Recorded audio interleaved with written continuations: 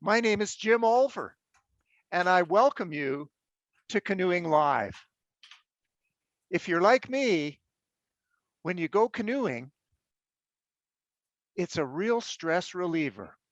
You get all stressed getting ready to go canoeing, getting your gear together, organizing the shuttle, getting everyone in the right place at the right time, and then you haul your gear down to the river or lake, and then once you float your boat, I just feel the stress drain right out of me.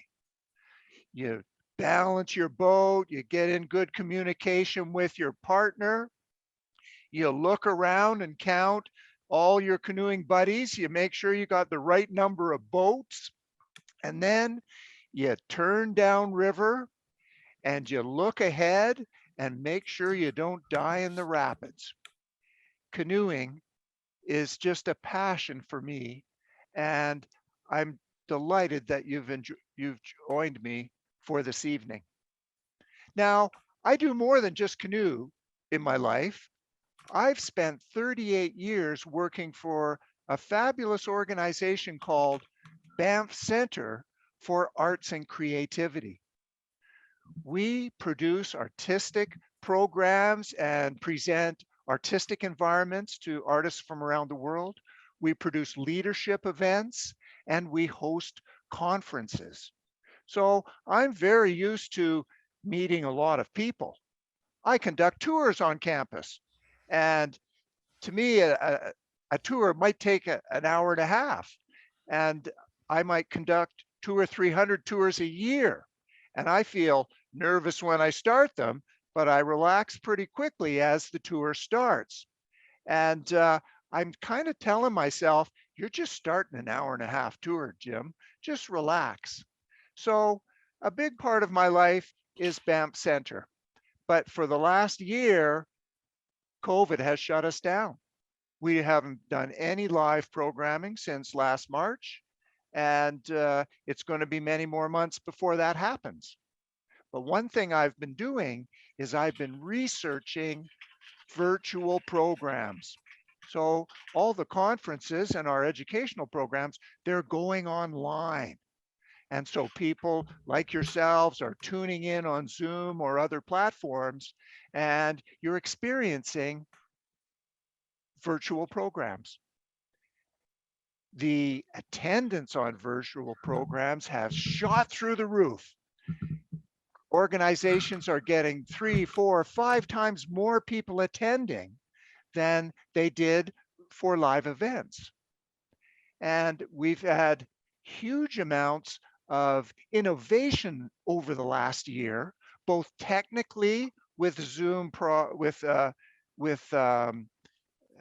technical platforms, and facilitators have been learning how better to stimulate people via virtual programming. I've taken some fabulous virtual events over the last 4 months, and they've really intrigued me to the point that I'm trying it myself. So this is a blend between a passion and a new interest. And that's a little bit about me, Jim Olver, and I want to welcome you to Canoeing Live. Now I've come to my first transition where I have to look at one of these 3 screens in front of me and choose the right one to start the show. It worked pretty well, but I just don't have the first slide up. So I just very quickly go back to the first slide. There we go. How am I doing so far? I've got a partner in all of this. His name is Devin Ingram. And here's his picture. Devin's a young fella. He's a canoeist. I described that a little bit earlier. And here's a picture of him and I flying away in a plane with some other people. They're just not in the picture. We're flying upriver somewhere, and we're going to take our chances on coming back down. So Dev has marketing smarts. He's a content guy. He's really easy to get along with, a good canoer, and he loves portages. He loves really tough portages. And that's the kind of guy you want on your team. So he and I are Canoeing Live. We've researched, got someone in the waiting room there, guys. We've researched a technical expert, and his name is Thomas Olver, our youngest son. He's quite a canoeer. Um, he's more of a gamer than a canoeer. So he's got these technical skills that really help us out. And there's our canoe dog, Lacey. If you follow me on Instagram or Facebook, you know Lacey. She's the best whitewater dog we know. And so the three of us, Thomas, Devin, and I, we're Canoeing Live. And we want to welcome you to the program. And here we go. Now we're going to talk about safety. Safety is everything in canoeing, because the one thing we all want to do is return home with the same number of people that we went with, or maybe more if we pick someone up along the way. But safety is always near the tops of our minds. And I've just brought a couple images out. If you live in Banff and you see the Bow River on a hot sunny day, we're not surprised to see something like this. And this just puts terror in our hearts as passionate canoeists. You know, look, one PFD there. And you can't see the picture as well as I can, but she's the one that's got the case of beer. And they're heading down the river, and they're oblivious of the dangers.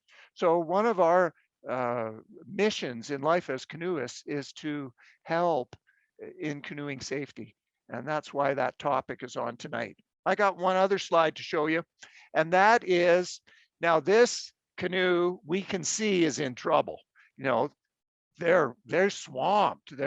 Technically they haven't dumped yet. They're swamped.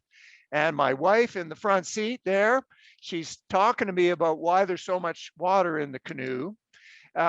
We've got the one dog off to the right. He's already out and going. And our little dog, you can just see the brown head to the left. She's still realizing, oh, it's time to swim. Dad's done it again. But the neatest thing about this picture is the safety bag is already on the way to help us out. And so safety is always an important thing for us. Here's a question for you all. What is a safety consideration for you when canoeing? I just would like you to put one thing that you think about a lot when you're canoeing regarding safety and put it in the chat. Let's see how many different things we can fill the chat up here. Okay, what to do if caught underwater? Yeah, ability. Entrapment, the water, temperature of the water. Yes, terrain traps. Where are the hazards? Very good, Carrie. Know your route, partner compatibility. Look at all this good stuff. Safety, take a mobile phone, so communications. Deadheads, right, Rosemary? I remember Rosemary paddling hard to get away from a sweeper once. Staying alive, yes. Jackie, yes. Dry clothes, partner, emergency routes. Thanks, Sandro. Yeah, all good things. So, you know, you're already thinking about a lot of those key things. And to help build on that, we've invited Doug McKown to come and talk with us tonight. Doug is a legend here in the Bow Valley. I don't think Doug can recall any age where he wasn't a canoeer. He's been canoeing here for almost 50 years.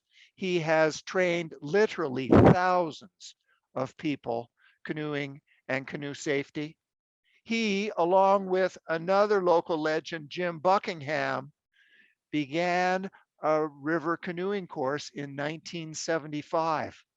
I took that course in the early 80s. I turned into I still take that course. I teach that course, but Doug is one of the gurus here, and I wanted to bring him in to share some top level ideas about safety with canoeing. And with that introduction, we're going to try our next significant transition as Doug works to take control of the screen. Am I on? You're on, Doug. Well, there you go. Welcome. Yes. And you know, if you could see us on the canoe, in the canoe, we're a work of art. Virtually, we're a work in progress. There, looking very good, Doug. Take it away. All right. Well, thank you very much, Jim, for that introduction. I know many of you that I've seen on here tonight. And one thing I did want to say just before I went any further here is what I have here is a little general talk. And as Jim said, this is the first time he's done this. So canoe safety seemed like the reasonable place to start when we're talking about canoeing. And there's all sorts of canoe safety. So what I have prepared here is a little slideshow camouflaged as a canoe safety talk, or a canoe safety talk camouflaged as a slideshow. Doesn't really matter. It gives you something to look at while I'm talking.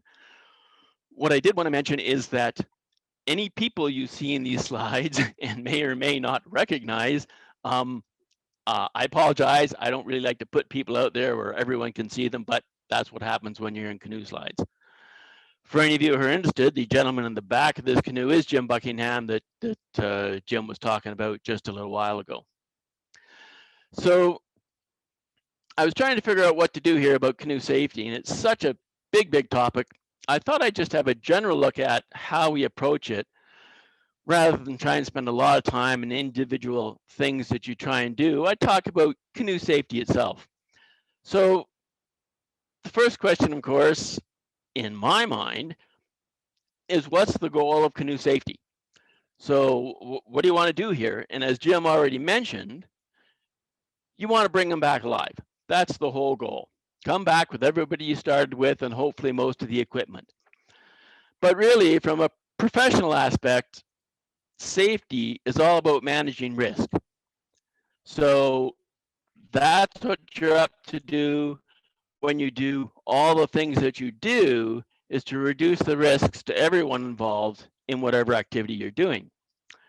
So canoe safety has a lot of aspects, but basically it's mostly the research, the planning, the preparation, the procedures, the skills you have, the training you do, mostly all the stuff you do before you leave home to reduce the risk presented by the hazards that you're going to find on your trip. And so that's what your whole goal is here, is to make sure you're not taking any unnecessary risks when you're out there, but still having a good time. So the question is, how safe do you want to be? And strange as this might seem, this is something you have to ask, because risk represents a range of choices. And you're the one who has to make that choice. Oh, well, there goes a slide that isn't there. The question is, what will the risk be? Zero risk, like my friend Reg here, who is being as least risky as he possibly can at the moment, up until a maximum risk where you're very unlikely to come back alive. Somewhere along that continuum is where you have to choose to be. And you have to get your risks to that level or you don't go. So if you're going to determine the risks of the activity, there's things you have to do. Risk is different for different people. Each person has a different idea of how much they're willing to risk and what they're going out there for. That's all part of knowing who you're paddling with. But you need to know what the risks are and then figure out if you can reduce them to a level that you're comfortable with. And then you can go paddling. If you don't do that, things just aren't going to work out. And that's shown by that slide that Jim showed before of the girls in a little pool toys going down the river. No idea of the risks, no idea of the hazards, and totally oblivious. Now they're having a good time, but of course, absolutely everything can go wrong. So how do you figure out the risk? Well, you first have to identify the hazards. Hazards and risks are different things. So a hazard, any object, situation, or circumstance that has the potential to cause you harm. And when you're canoeing, whether it's on a river, a lake, a remote canoe trip, it doesn't matter, there's always hazards. The tricky part is to figure out what those are before you go so you can plan for them. So this is the sort of thing you find on a river. This is a hazard. Everybody understands that, and you know you might encounter one of these. There's three things you need to figure out about any hazard that you're going to get to on the river. You need to know what are the consequences of encountering that hazard. You go around the corner on the river, there's a 100-foot waterfall. The consequence is if you go over the waterfall, you're going to die. So that's the hazard, a very significant risk. The probability or risk of encountering the hazard, and that's what you're looking for. Waterfall, it's a serious hazard. You're going to die if you go over it. But what's the probability or the risk that you're actually going to go over it?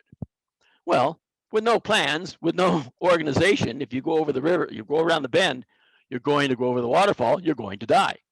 So it's a serious risk unless you do something about it. And that's the whole key. What can you do to reduce the risk of encountering any individual hazard?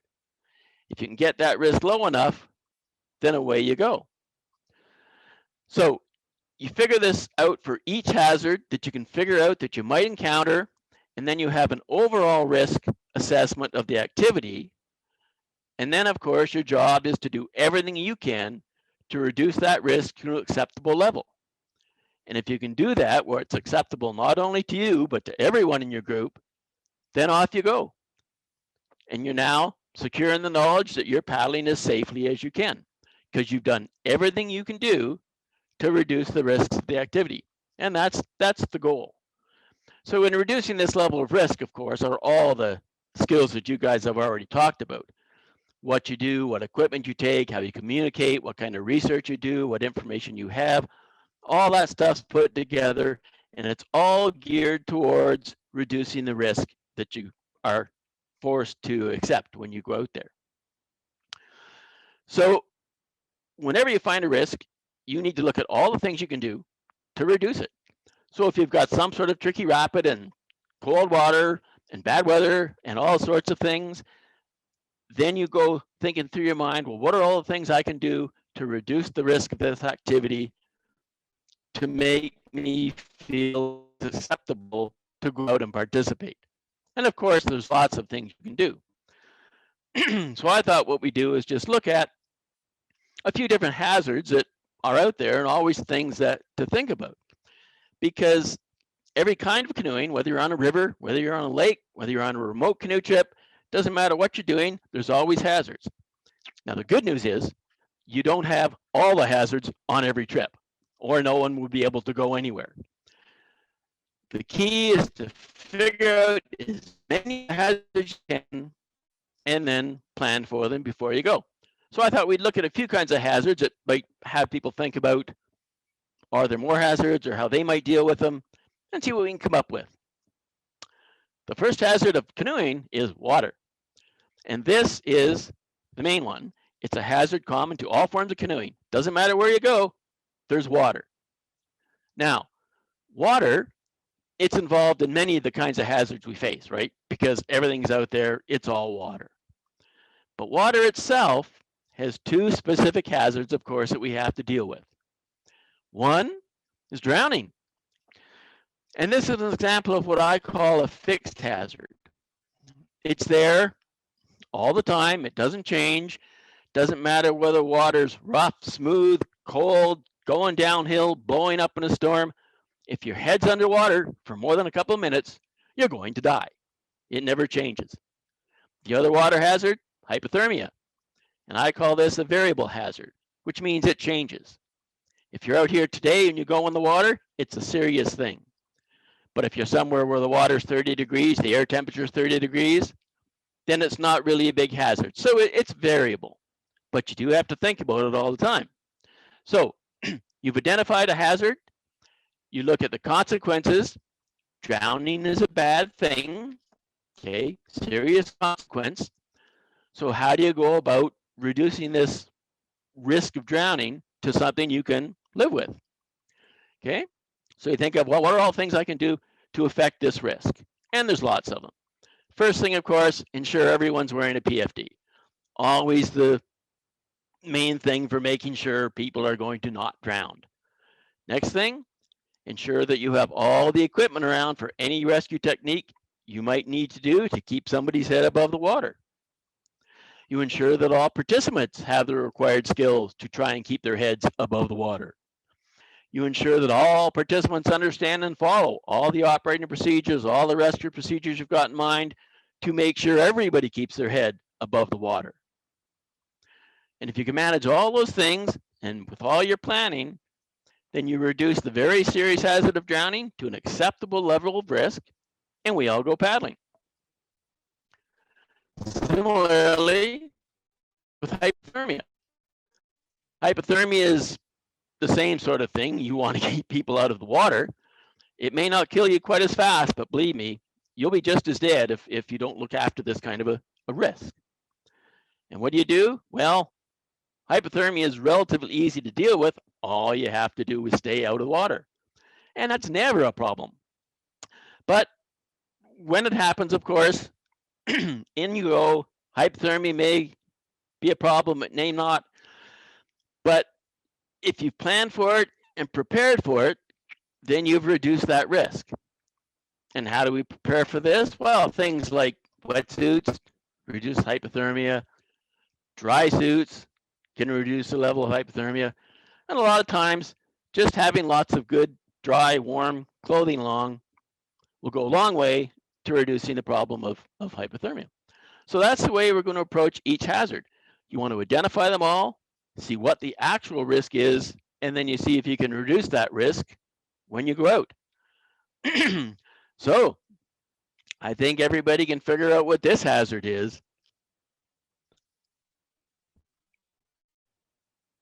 When we're out, and especially when we're out in big groups, this is always the scariest and very often the most dangerous part of any day. Driving to and fro, unloading boats along a busy highway, it has very serious consequences.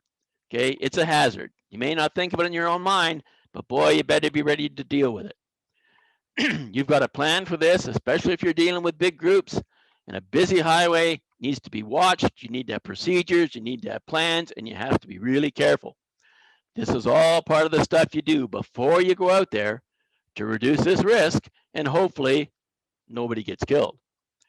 I'm sort of sad with this picture because, of course, this really is a busy highway. There's just no cars on it at this particular moment. So what other hazards do we have? Well, I have the hazard that I call people. And people can be a very serious hazard. Of course, you're all looking close right now to see who you can recognize here, and that's fine. But people, friend your enemy as far as hazards go. Because unless everybody's on the same page and everybody's doing what everybody else expects people to do, and of course are working within their skill level and all those sorts of things, they can be serious hazards. And they're very, very complex hazards because everybody's different. You never know what somebody is going to do. Now, what you can see, like whether people are wearing PFDs or have the equipment you need and all that sort of stuff, that's easy. But what people are thinking, that's a whole different ballgame. So many things to consider if you're out with groups. Now, if you're out with one or two people or people you always know, then it's a different story. You have a much better idea of what's going on and so on and so forth. But if you're running courses, you're running trips, you're canoeing with people you don't know, that's a very serious business and you always got to be prepared. So many things that you need to know. Does everyone have the right equipment? Are they properly equipped? Do they understand all the procedures that you've told them all and you've all worked together, but will they follow them? Or will they all at once have a thought and say, maybe I'll do this? And then, of course, chaos ensues. Or if you're dealing with groups of people that you don't know, Do they have things like medical concerns that everyone should know about if things are going to go wrong? There's just so many things to think about people. One example of things people can do, people can get lost. It's something you have to think about. And the interesting thing, people can get lost 3 ways. Now, this is a trip I was on. It was northern Saskatchewan, 2-week canoe trip out in the middle of absolutely nowhere at all. The pilot put us down on the wrong lake. Now, I don't know how much time you spent in northern Saskatchewan, but if you don't know where you are when you start, then you are really in a bad situation. So that was very scary. And that's something that I hadn't planned for. I sort of assumed that the pilot would put you where you expect to be. But nowadays, I plan for that every single time. I make sure that I watch when the pilot's punching the location into his little computer. I watch the computer.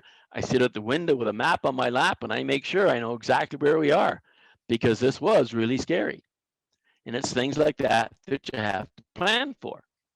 So that's one way of getting lost, not knowing where you are. How else can getting lost affect your group? You're getting separated from the rest of the group. Now you're lost to each other. And this causes a lot of trouble on a lot of places, not only on lake canoe trips, but also on rivers. Groups get split up, things happen at one end, people are separated, and now you're lost to each other. And then the last way, of course, if you haven't told anybody where you're going, then you're lost to the entire world. So many things to do with people. A lot of your time, a lot of your preparation, a lot of your organization, the way you travel on the rivers, the way you conduct yourself on lakes, a lot of these things are going to be spent dealing with the hazards created and compounded just by the people you're with. So that's people, probably the hardest of all the categories to actually deal with. Next group of hazards I always think about are obstacles. Now, this is where you try and imagine all the different things you might literally run into on the trip. And it's not easy. The more experience you have, the more things you'll think about that you could run into on your trip. And the trick is to find them all. Can you ever find them all? Probably not, but you do what you can. I include a lot of things under obstacles. I include rocks. I include more rocks. I include trees and more trees. Waterfalls, more waterfalls. You get the idea. You have to include everything. Technical difficulty of rapids is also considered an obstacle because rapids really are just waterfalls. Waterfalls are on a scale of flat water to death falls. Okay, and somewhere rapids fall along the way.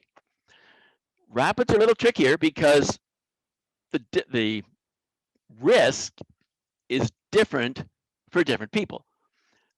Everybody has different experience. Everybody has different skill levels. Everybody has different ideas of how much they're going to risk going down a rapid. And it changes from playing around in a single rapid on a sunny afternoon or a rapid on a remote canoe trip on a river that you're on for days and you can't take nearly the risks that you might somewhere else. So that's a tricky one to deal with. This is a good example right here. For any of you who don't know it, this is Bow Falls, right in the middle of the town of Banff. And for me, this is at the upper end of the category of risk. I would not paddle this. I would find myself in very serious trouble if I tried to run this to the bottom. I would just never do it. Unacceptable risk. Unlike my buddy Steve here, right at the top, who is out there having a merry day running down Bow Falls. Okay, a risk he was willing to accept, and there was a lot that went into making that decision. Granted, Steve ran most of this upside down, but still, it was a risk A, he was willing to take, B, was prepared for, and did some planning for it. So there's a whole lot of things you've got to think about. First, you have to identify all the risks. You have to identify all the hazards and then think of all the things you can do to reduce them. So it's all about understanding what's out there. And then your planning, your equipment, your skills, the procedures, your organizational plans, a group dynamic, all this stuff you have to get together if it's going to work. And the trickiest part is figuring out what all the hazards are. And this is sort of the place where most people, well, a lot of people ask me, well, what do you do when you're on a river you've never been on before? Okay. How do you identify hazards that you don't know are there? What do you plan for a place you've never been? And my response always is, the unknown river is the easiest one to plan for of all of them. Because if you're on the river and you don't know what's around the bend, Jim, tell me, what's around the bend? Death Falls. Death Falls. Excellent, thank you. I knew you'd be good for that. And that's really a metaphor, because on an unknown river, you have no idea what's around the bend, so you simply assume that everything is around the bend.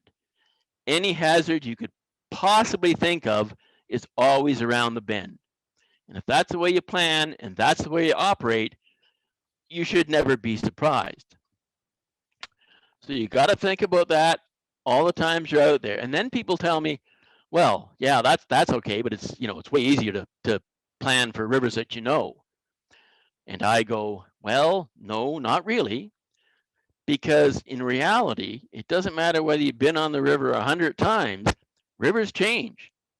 Now, if you go around a bend on a river you've been on a lot, Death Falls isn't going to be there. That's the metaphor. But lots of things might be. New trees can be across the river, new log jams can happen, landslides can happen, all sorts of things can happen. And that's why that your policy should always be, when you're planning, is that Death Falls is around every corner on every river. And it's actually harder on rivers you know, because you're not in that mindset. You expect to go around the corner on a river you know and see everything that was there last time you went around the corner. So they're almost harder to plan for, because you're not set for something new. So that's just something to think about. Obstacles, always an issue, lots of them. The more experienced you are, the more things you'll be able to plan for. So injuries usually happen as a result of the obstacles that we just talked about. But you need to plan for them. You need to have, hopefully, training, resources, equipment, ways of communication, exit plans, emergency plans, all that sort of stuff before you go, so that if something does go wrong, you're ready to deal with it. Because it can happen anytime, but you need to be prepared to deal with the results. Now, in this picture, I always thought the saw was a nice touch in this picture, but it's just an example that things, of course, do go wrong all the time. And you can't predict injuries, but you need to be ready for them. Okay, you need to plan for them. You need to have communications ready, exit plans ready. Poor Jimmy here had no plans whatsoever for falling and breaking his hip 5 days down a 2-week canoe trip on a remote river in northern Manitoba. But these things happen. And so you've got to have a system in your mind and a way to deal with it when it does happen. And this is all stuff that starts long before you go on the trip. So, then there's the hazards I call environmental. And these, of course, deal mostly with weather. And there's all sorts of weather things that can go on. Come on, let's go. There you go. Now, of course, can't predict the weather. Nobody can, but you have to be prepared for it. And you have to be prepared for just about anything. Things like forest fires. They happen out in the wilderness all the time. This is one I was lucky enough to get caught in the middle of, and we had to be evacuated and all that sort of stuff. But you have to have these things at least in your mind about what the procedures would be if it happens. This isn't stuff you can work out on the fly. So you need to plan for them, you need to prepare for them. And when I was thinking about this, I was trying to figure out what the biggest weather issue would be if I had to think of one for canoeing. And I'm pretty sure it would be wind. Now, of course, hurricanes, tornadoes, all those things that could happen are issues, but wind is one that probably affects canoeists most. And anyone who's been windbound for days on a great big lake knows it's a problem, or worse, caught out on a lake when the wind comes up. Very serious consequences. Another one of those things you really need to be prepared to deal with. But I'd be interested to hear what everybody else's ideas might be about that. There is only so much kinds of weather. And of course, animals. A lot of people don't think too much about animals when they're out there, but boy, they do need to be dealt with. Bears, of course, a formidable hazard. And I've been canoeing for a lot of years, and I had lots of encounters with bears. So I always make them part of my plans. And with all animals, of course, your basic plan is avoidance, but sometimes that just doesn't work out, and you need a few more plans than that. And I know a lot of people who, if they're wilderness canoeing, they don't seem to get concerned too much about bears. And you don't really need to be wilderness canoeing to worry about bears. We've had a grizzly bear come right up to us, right at the place where our entire group of the canoe course was taking out. And he was right there. And Jimmy Olver remembers that one very well.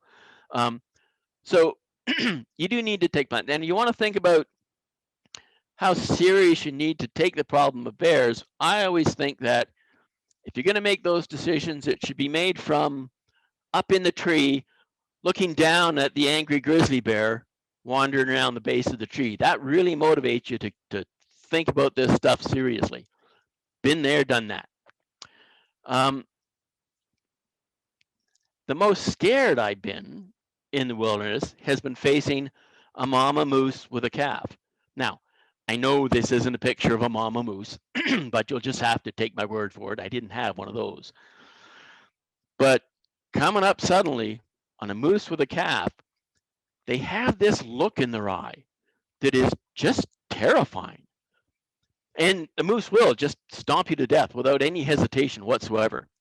So it's the sort of thing that you really don't want to do, don't want to be there, but boy, if you're there, you want to have some idea of what you might do. And then the most annoying animal hazard are bugs.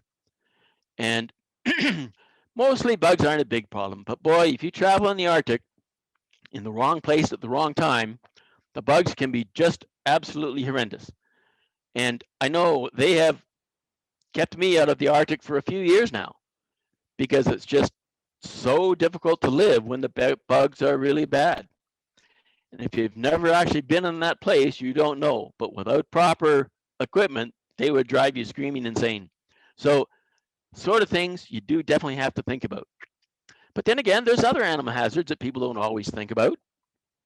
This guy, for instance, every landscape has its own animal hazards. This is a fellow we found down on the Milk River in southern Alberta. Walking around in the grass, quite easy, but a lot of people just wouldn't think about that. So you better know before you go. And just another thing that research is going to help you with, being prepared is going to help you with. Because wherever you are, there will always be Mother Nature's friends to deal with. And when you're paddling in the south, alligators are really intimidating.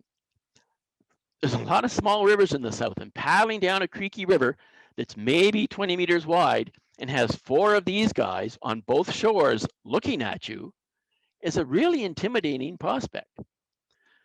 But it's not so bad as being in that same little creek, coming around a corner and scaring one that you didn't know was there, and he just explodes off the bank and dives into the water right beside you. Well, you really don't want to be there, but it's definitely something to think about. It's a matter of where you are and what you might be faced with. So those are a bunch of the hazards I can think of. I'm sure you people can think of all sorts more in places you've been and ways to deal with them. This is just a little general overview to see how we're all thinking. So when you choose to go paddling, there's always hazards. The trick, of course, is how you deal with them that makes you a safe paddler. And the key point is identifying the hazards. This is the hardest thing, especially if it's in a place you haven't been or a kind of paddling you haven't done. Really trying to think about what you might run into while you're out there. And once you've got the hazards, you assess that those risks that those hazards present, that is the probability that you're going to actually run into this particular hazard. And once you've got those risks set up, you do all your plans and preparations, you do your organization, you get procedures for the lake, everybody knows what they are, and off you go. And if you've done all those things, then you're going to be the safest paddler you can be. It's just a matter of really putting the time and effort in to make sure you know what's going on. So, hope that gets a few people thinking about some things, and I'm sure there's a whole lot more aspects of safe paddling and rescue and all that stuff that we can talk about later on. But that is all I've got to say. Back to you, Jim. Well, Doug, I'm just amazed by your talk. Thank you very, very much. And I just find it very sobering because I agree with everything that you talk about, but I'm not always ready for that every time I go out. And the truth is I should be. We get used to going out on rivers that we think we know. And well, you get used to everything. Everyone has their own sequence of events. You're going out canoeing for the day. This is what I do. I take this gear. I call these people. This is where I go, and this is what I'm going to find on the river. But it's not always that way. You've always got to be ready for the unexpected. Yeah. Well, I thought it was a terrific presentation. I really enjoyed seeing some of my slides in it. Thank you very yes, much. yes, you did. And I forgot that grizzly bear came right at us, and yeah. we were lucky. When I first saw it, there was a big fence between me and it, and the gate, and a gate that was open. Yes. Oh, well, about 40 people experienced that, and we all tell the story a little differently. Exactly. But I think now that our audience, I'll bet they've got some questions to ask. And what I'd like to do is to suggest that they could put a question in the chat that Doug could consider, and Dev will be monitoring the chat. And this is one of those things where my skill level is not the best here at taking questions from the floor, but if anyone would like to put their shake their hand at me, and I don't see everybody at once, or well, that was, I just saw a question pass by there. Okay. And it was about the wrong lake in northern Saskatchewan. Yes, that was a heck of a day. We were paddling, if any of you are familiar with northern Saskatchewan, at least the north side of the Churchill River, we were paddling the Foster River, which is on the west end. It drains south into the Churchill, and then you go down the Churchill. And it starts in what's known as Foster Lakes, which is a big conglomeration of lakes where the river actually drains out to. And he had actually put us 2 lakes up from where we had expected to be. And when I got out of the plane, he just said to us, "Oh yeah, just around that bend, and there's the river." He waved, and off he went. We paddled around the bend, and there was lake as far as the eye could see. So we didn't really have choices at that time. We basically continued on hoping we were somewhere close, and about, I don't know how long it took, less than a day, we actually got to a place we recognized on the map, and off we went. Had we gone more than probably a day or two, we would have started making evacuation plans, because you just can't. If you don't know where you are in the middle of northern Saskatchewan, you're going no place. But it was interesting. I've heard Jim Buckingham tell that story too, and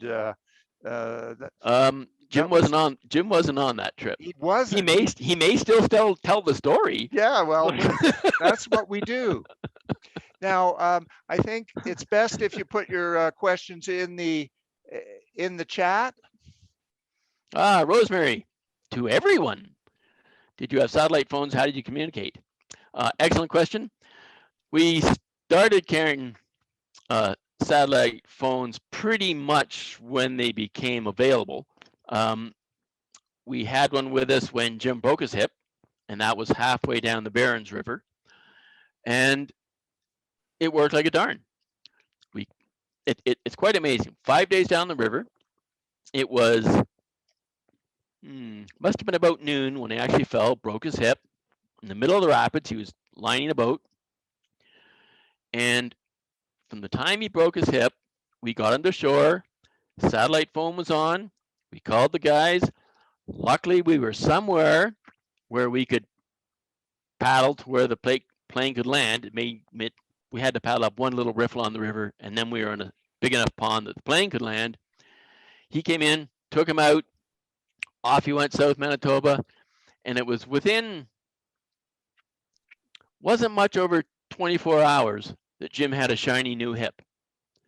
And I can tell you right now, if you fell on the stairs going into Foothills Hospital in downtown Calgary, you would not get a new hip any faster than that. It was just absolutely amazing. But it was the satellite phone that made the difference. Thanks for that question, Rosemary. I now can see at least half of the group. So if anyone waves their hand at me, I certainly will let them ask their question.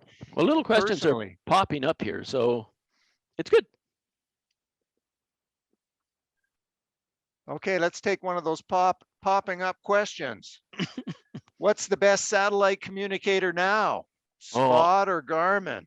I wouldn't be able to talk about.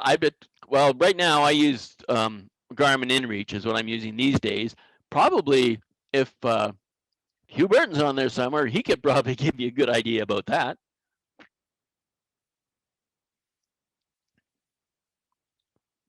Yeah, they do tend to have better coverage. Have you got something to add to that, Hugh? You could unmute. There you go. Yeah, I mean, if you're talking long ways north, Inreach, anything by Garmin, their satellites go right up to the Arctic Circle. Anything else is, right about or beyond the Arctic Circle, but anything like the Spot, their Global Star, and their coverage farther north is spotty. They used to have some issues with their satellites at some point in time. I don't know. I could not tell you, but let's say 10 years ago, for sure they had issues. Maybe now they're better, but I trust Inreach. Inreach got me off the Hayes River about 6-7 years ago. Not in an emergency scenario, but just in a communication way, and it was flawless. So I take that and a sat phone. I'm a belt and suspenders guy. Yep, I understand. Well, we used our Inreach for communications on the Wind River in the Yukon the other year, and it worked perfectly fine. Well, thanks, fellas. And Sandro has good things to say about Inreach. We've got Dave Stark talking well about Garmin. Jim Coffey, check out Soleo.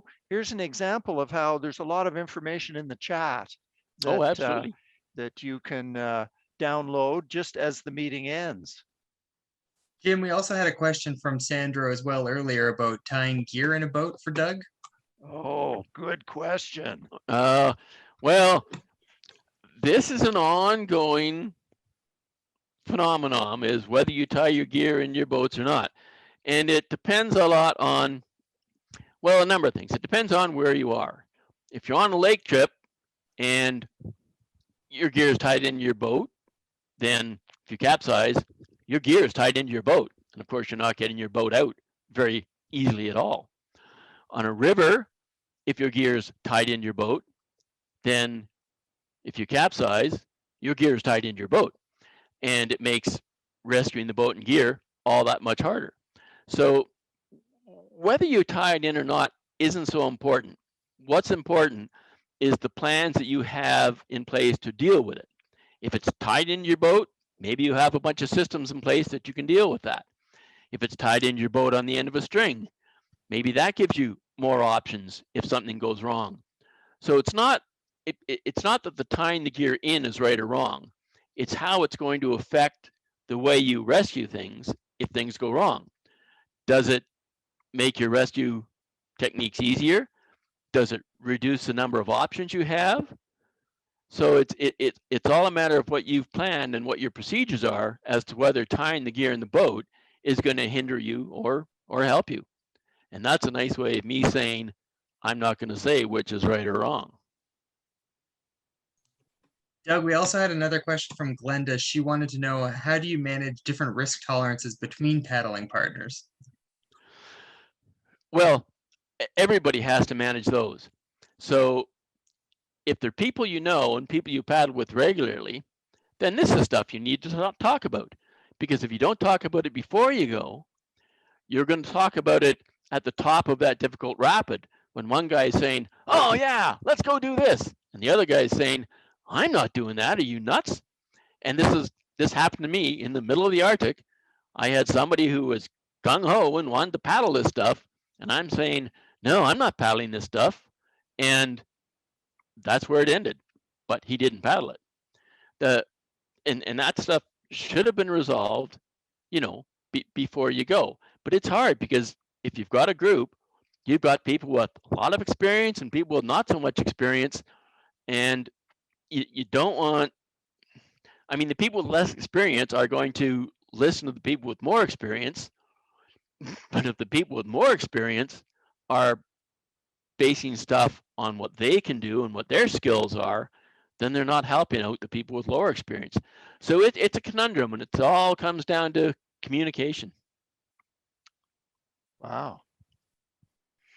There's some great discussions. You're hitting some real hot buttons there today. Yeah, there's always the annoying questions. The annoying questions.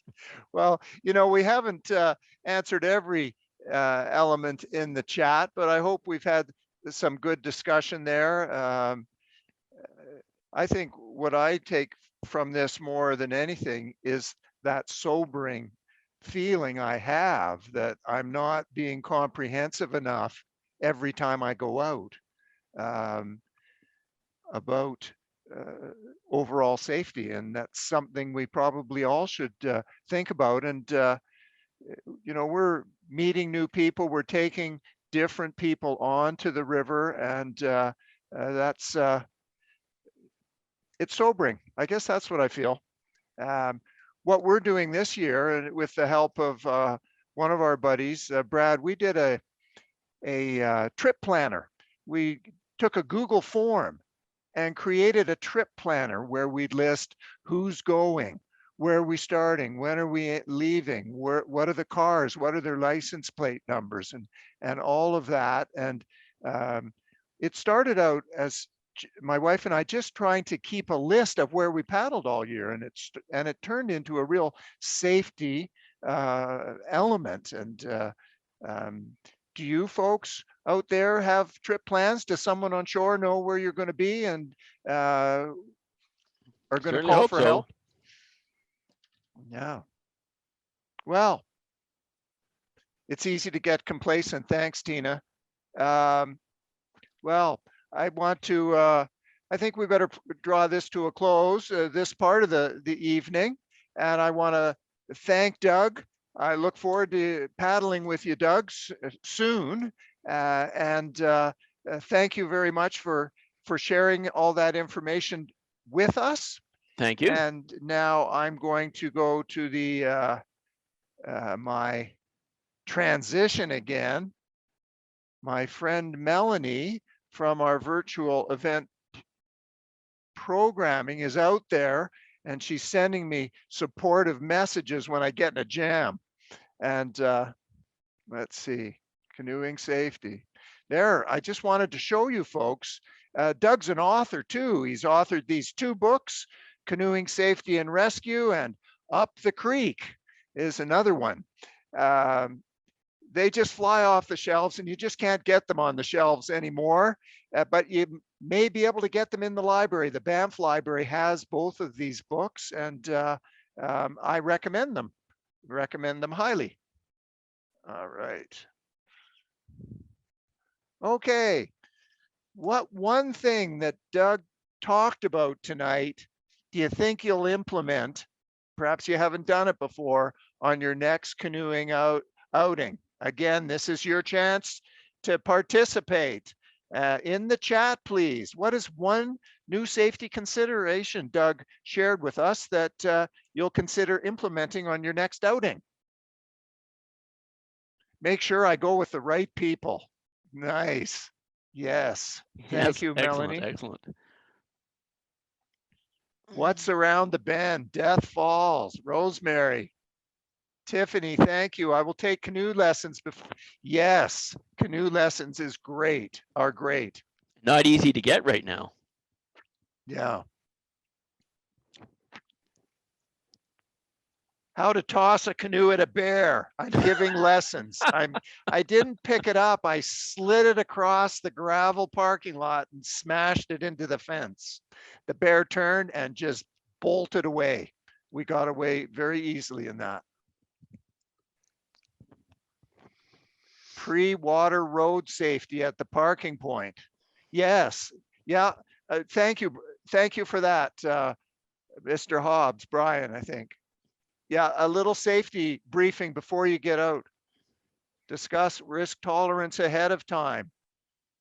Learn how to throw rescue ropes better. I know when I go out with Dev every lunch hour, as soon as he's finished his lunch, he's practicing throwing his rope. Tell another where I'm going to go. That's great, Tina. Check and double check the gear. Yeah, how many times have we gotten to the river and, oh, I forgot a PFD or a paddle. So we try to have an extra one of those in my vehicle when I can.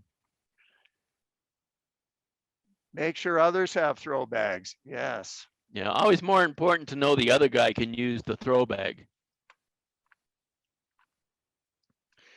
Always bring Gorilla Tape. All right.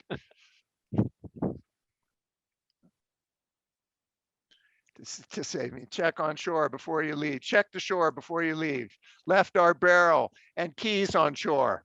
I remember we've seen car doors open, trunks open as we float down the river. Make sure you have your keys. Did someone say that? I'd add it if I could. Maps of your area, canoeing. And someone said we could have a show just on this navigation equipment that now is available. Yeah, that's true. Make sure you know how to hitch a ride. Well, Sid Fraser knows how to hitch a ride. Compass, yes. Make sure you know where the nearest hospital is. Yep, is Sandro. Part of our little trip planner that I talked about is the actual emergency numbers that the people on shore should call.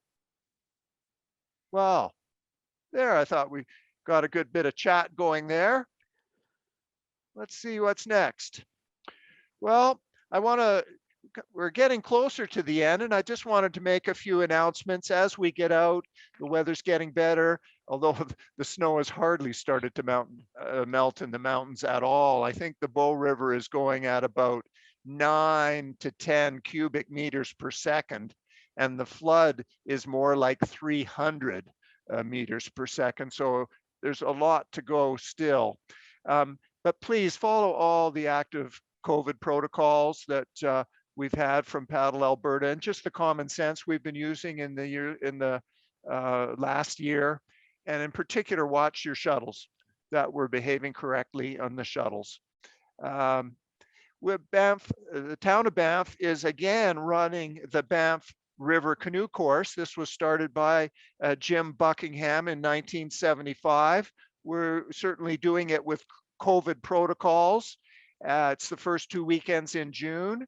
And so people in the Bow Valley, I believe Carrie Dance is in the meeting tonight. She's our rep at the town of Banff, and we thank her for that support. I think the courses are almost sold out, but if you're keen, get in touch with the town, because there's often last minute cancellations that can be filled. And thanks again to Carrie for her help from the town and her support for water safety and introducing us to the Life Saving Society. Now, upcoming speakers. These are good ones. It'll be tough to beat Doug, but they're going to give it a shot. Tina Marika Barzo-Guy, and she's in the audience tonight. 2 weeks tonight, she's talking about conservation while canoeing. I think we all tend to try to clean the river as we go down. In fact, we shop the river for lost gear that's in the river, but Tina's going to talk from her experience with Parks Canada. She's an avid canoeist and environmentalist, and we look forward to her presentation on the 16th.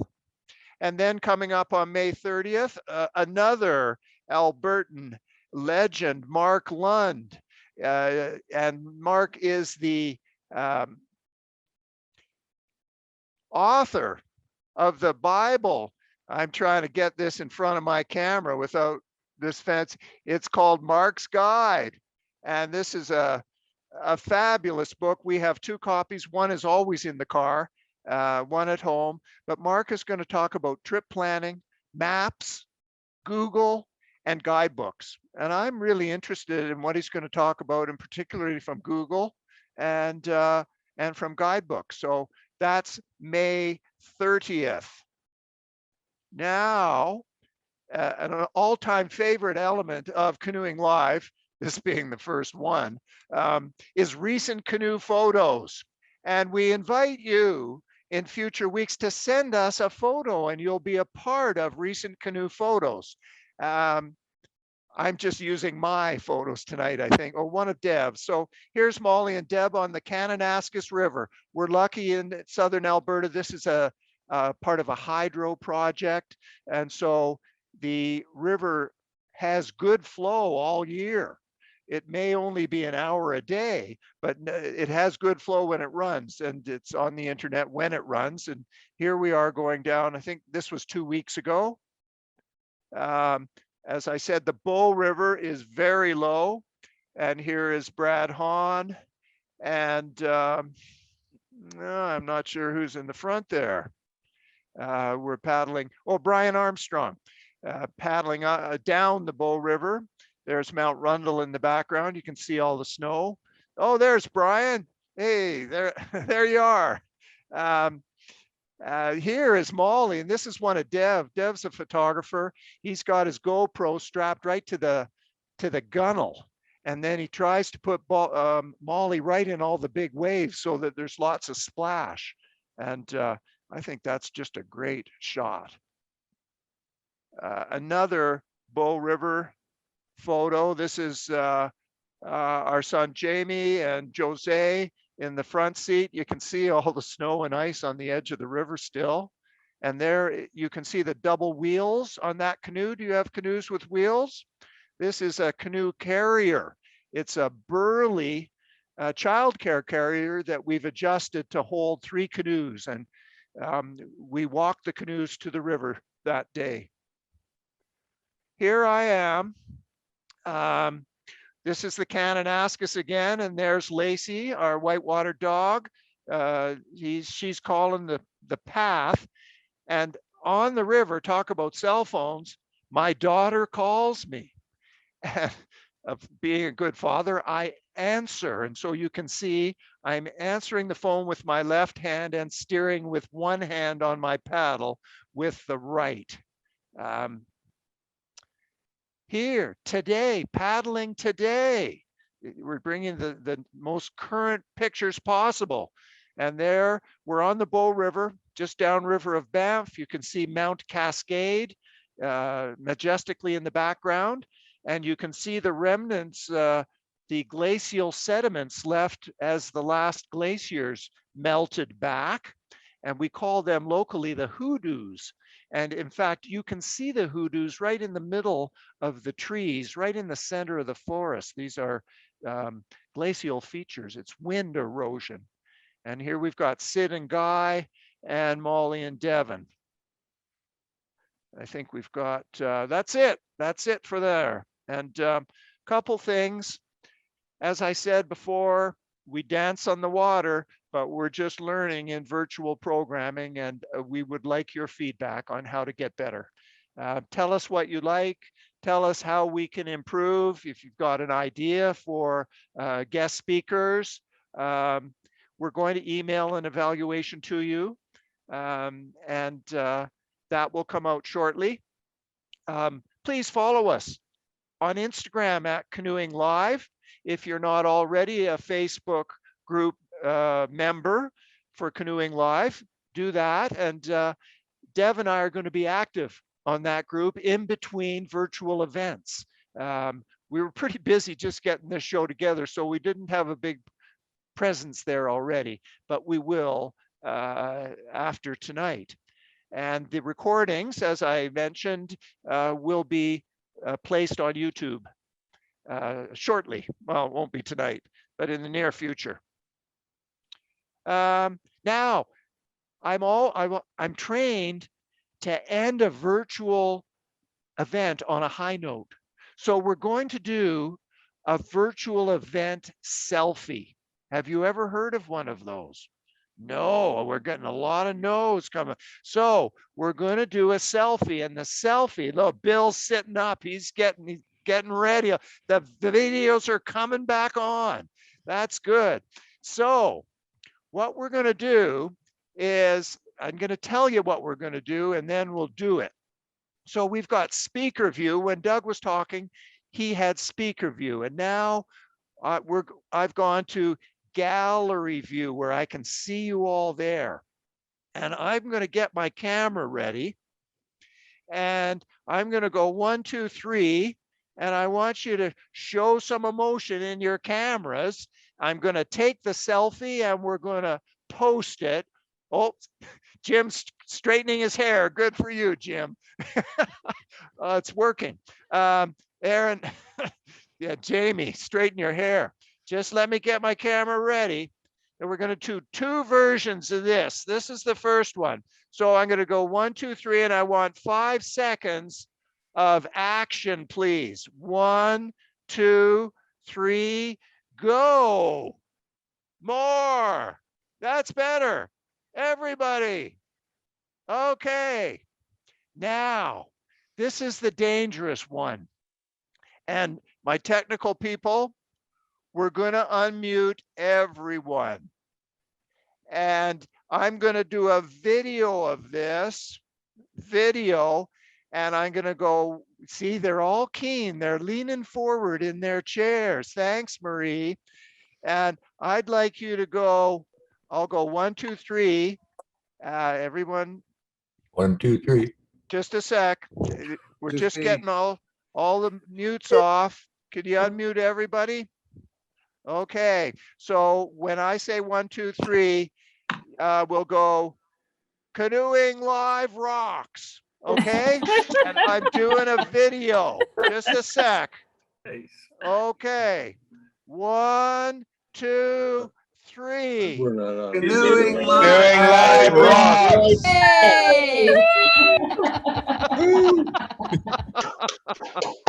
Wow. Oh, that's just tremendous. I want to thank you all for coming tonight.